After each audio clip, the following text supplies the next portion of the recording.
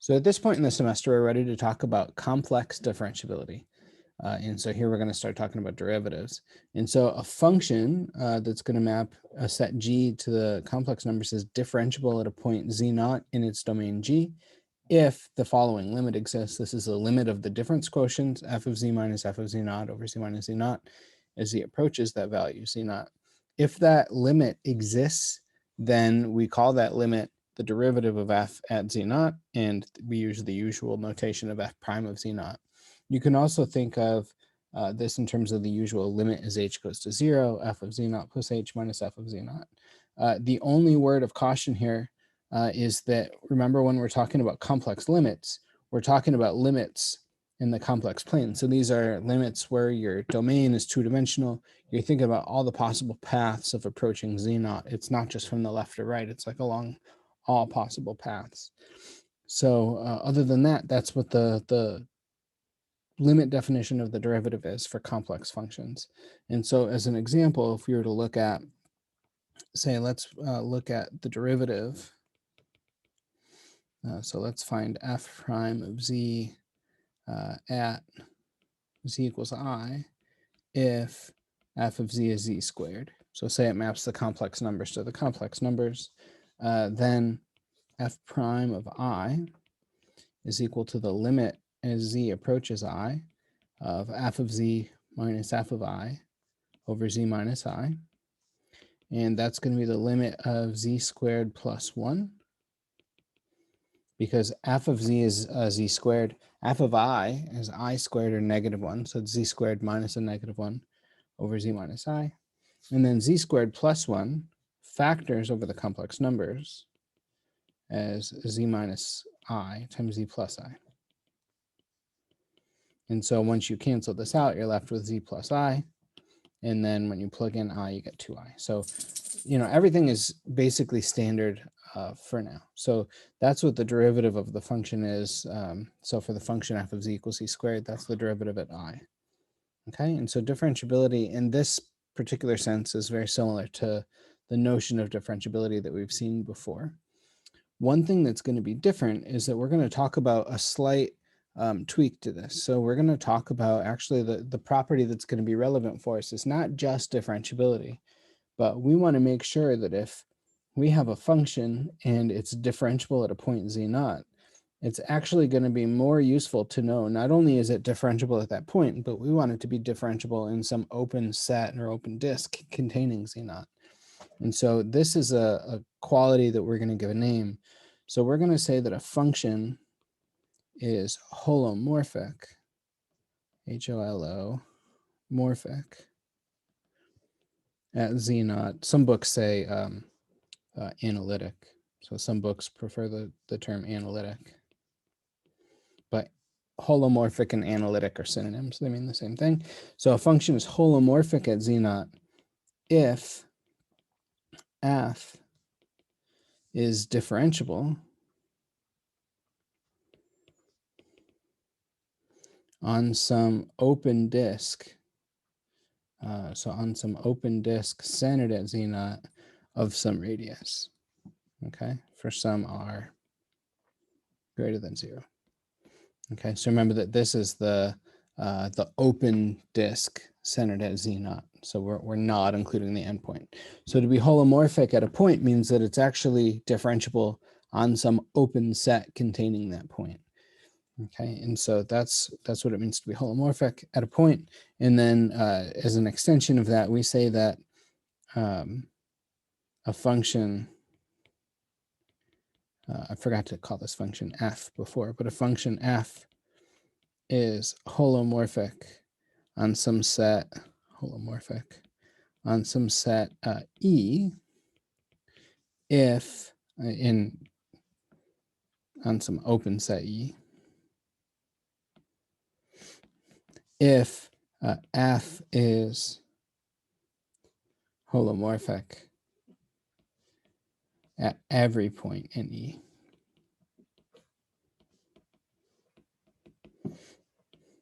Okay, and so that's what it means for a function to be holomorphic at a point and holomorphic on some set.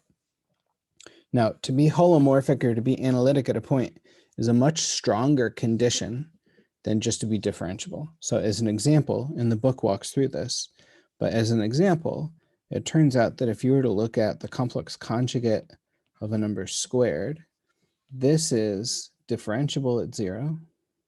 So this is differentiable at z equals 0. I would really encourage you to try this yourself first, but nowhere else. But nowhere else differentiable. So it's differentiable only at 0.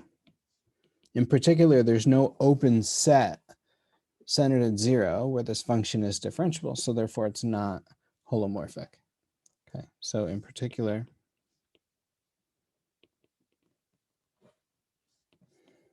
f is not holomorphic at 0.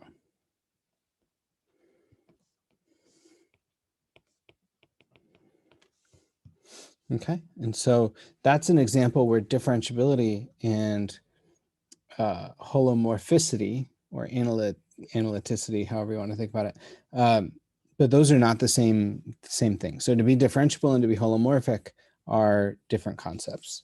Holomorphic is a much stronger condition. It says a lot more about the particular function, and it turns out that holomorphic functions are exactly the right thing to look at when we're talking about complex analysis for reasons that we'll get into as we go. So let's look at, by the way, the details of this example are written up in the text. Just look at it there. Everything's written up very nicely. Before you look it up there, try it yourself. Try and evaluate the limit as z approaches 0, f of z minus f of z, f of z minus f of 0 over z minus 0. So you should try that. Turns out that this limit does exist, and you can kind of go through and think about why that is, and then you can try this for some other number. And it turns out that if the other number is not 0, then this limit won't exist. So again, try this on your own. So that's what it means to be holomorphic at a point, holomorphic on a set. Let's talk about a few properties of functions. Okay, so I'll just call this a proposition. It turns out that complex derivatives work the way that we want them to work if we talk about holomorphic functions. So suppose that f in G are holomorphic. So suppose they're holomorphic on some set E, then so are the functions C1F plus C2G. So this is also holomorphic on E. And more than that, I meant parentheses here. But more than that, the derivative is what you think. You can differentiate term by term, pull the constants out. Okay, so we don't really need parentheses here. So any linear combination of f and g is holomorphic on E. You can take the product, and that'll also be holomorphic on E. So f times g, if you take the product, obeys the usual product rule. And that's also holomorphic. I'm writing this backwards, so let me fix that. Fg is holomorphic on E.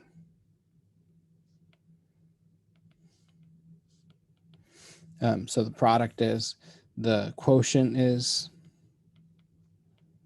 f over g is holomorphic on E. Assuming that we're not dividing by 0. So assuming that g of z is not equal to 0 for any value z and E. Okay, but this is holomorphic on E with the usual quotient rule. Okay, and so the quotient rule, the product rule, the sum rule, the difference rule, constants coming out, all the usual derivative rules that we know work for holomorphic functions. More than that, every polynomial, so every polynomial, P, and let's call P of Z, let's call it an z to the n plus an minus 1 z to the n minus 1 all the way down to a naught. That is holomorphic. In fact, it's holomorphic on C. We'll have a word for that in a second. And it's holomorphic on C with derivative. It's the derivative that you think is going to happen. So the derivative of z to the n would just be n z to the n minus 1. So this is n a n z to the n minus 1 plus, let's see, n minus 1, a sub n minus 1, z to the n minus 2, all the way down to your last term you'll have is a1. So every polynomial is holomorphic on actually the entire complex plane. Okay, and so these are just some properties of holomorphic functions. So I guess at this point, let's talk about that. If f is holomorphic on the complex plane, then we say that f is entire. Okay, so E-N-T-I-R-E. So entire functions are functions that are holomorphic everywhere. In other words, differentiable on the entire complex plane. So no matter what open set you have, centered at whatever point, the function will be differentiable on that set. So entire functions are just holomorphic on all of C. These include things like polynomials, so z squared, whatever, 4z plus 1. What else? F of z equals sine z. Exponentials, f of z equals e to the z. These are all examples of, these are all entire functions. Okay, of course, some rational functions would not be. So if you were to have even two polynomials, say p of z over q of z, and if that's your function, that would not be entire because it's not going to be differentiable at the places where the denominator is 0. And one of the things that I've kind of alluded to but haven't explicitly said is that it turns out that every polynomial is factorable in the complex plane. So what I mean by that is that as long as you have a function that's not a constant, then there will be places where that function, any polynomial that's not constant, there will be places where that polynomial is non-zero. Okay, and so there are, of course, non-zero functions like e to the z is never 0. But if you have a polynomial, every polynomial is going to be equal to 0 somewhere except for the constant polynomials. So you have to be a little bit careful here. So these are examples of holomorphic functions. My last thing that I want to say about differentiability is that if f is differentiable at a point, so if f is differentiable at z0, then f must also be continuous. So then f is continuous at that same point, z0. And the proof is actually completely similar to the proof that you see in the Calc 1 course. If you were to look at the limit of z minus z0 of f of z minus f of z0, if f is continuous, you would want this limit to be 0. But what you can do is that if f is differentiable, you can divide and multiply by any value you want. In particular, you can divide and multiply by z minus z0. And so when you take a limit, this is the limit of a product, so it's going to be the product of the limits. This is going to be f prime of z0, whatever that is, times the limit of z minus z0, which is, of course, 0. So you end up with 0. So it turns out that you end up getting exactly what you expect for continuous functions. Continuous functions are ones where the limit of f of z is equal to f of z0.